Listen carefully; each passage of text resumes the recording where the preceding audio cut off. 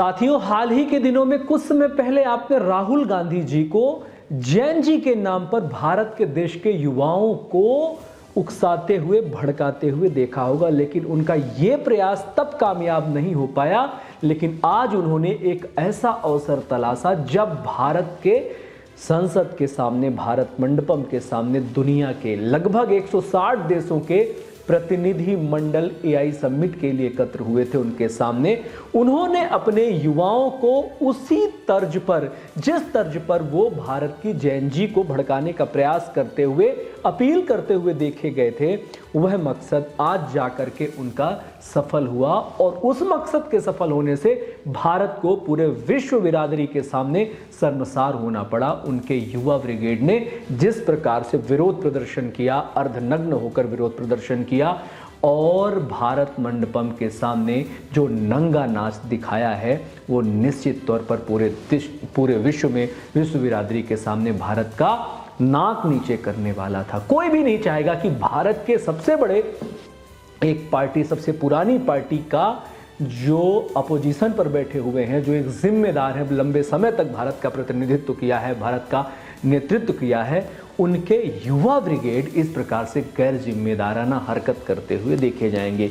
इसका मतलब है कि आपकी जो फौज है वो बिना मालिक की फौज है। इसका मतलब यह हुआ कि आपके फौज पर किसी का नियंत्रण नहीं है। इसका मतलब यह हुआ कि ये सोची समझी पूरी साजिश है। आपके नेताओं के द्वारा जब बयान आता है कि कभी कभी युवाओं में अति उत्साह में ऐसी गतिविधियां हो जाती हैं, इसका मतलब आप इस हरकत को डिफेंड करते हुए देखे जा रहे हैं।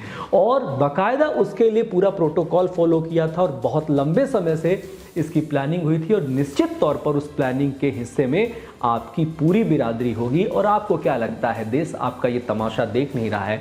जब आपके सारे हथगंडे फेल हो गए, चौकीदार चोर है, वोट चोरी, SIR और नाना प्रकार के जो आप आरोप लगाते रहे, वो जब सब आरोप निराधार हो गए, उसके बाद आपने ये चीप हरकत कैसे सोच ली? इसको देश कैसे स्वीकार करेगा? हो सकता है कुछ अंधभक्त किस्म के लोग इधर भी होते हैं और आपके तरफ भी हों और इसका समर्थन करें, लेकिन विरोध का ये तरीका तो बिल्कुल भी जायज़ नहीं था। जब भारत में 160 देशों के प्रतिनिधि मंडल यहाँ पर आए हुए हैं और उस समय पर जब हमें एकजुटता प्रदर्शित करनी चाहिए, और ये कोई समिट, ऐसी समिट तो हो नहीं रही थी जहाँ पर कोई देश विरोधी गतिविधियाँ चल रही हो। देश के विकास, देश के टेक्नोलॉजी को आगे लाने के लिए ही तो ये समिट चल रही थी और अपने देश को यहाँ पर अच्छे तरीके से रिप्रेजेंट करना था। जितना शर्मसार गलगोटिया यूनिवर्सिटी के उस नकली कुत्ते ने नहीं किया था, उससे ज़्यादा, उससे कहीं ज़्यादा शर्मसार आपके इन असली,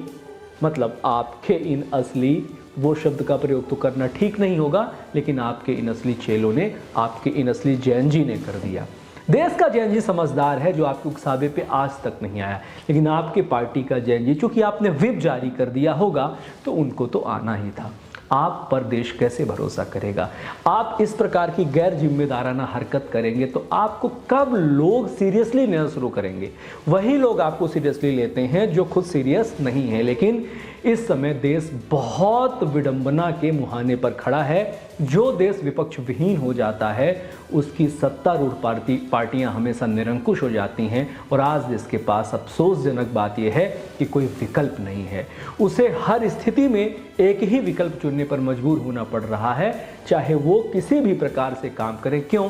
क्योंकि जो आपके रूप में जो दूसरा विकल्प है, वो इतना कच्चा, इतना अपरिपक्व, इतना नादान है कि आपकी हरकतें लगातार निराशा पैदा करती हैं। राहुल जी, आपको पार्टी के नेतृत्व के रूप में, आपको अपने नेतृत्व के रूप में सोचना होगा, या कांग्रेस पार्टी में अगर कोई भी परिपक्व नेता हैं तो उनको लीडरशिप ऐसे हाथों में सौंपनी होगी जो देश के बारे में सोचे, जो देश के विषय में सोचे, जो सकारात्मक राजनीति करे, जिससे देश की जनता में आपके प्रति विश्वास पैदा हो और देश विपक्ष विहीन ना हो।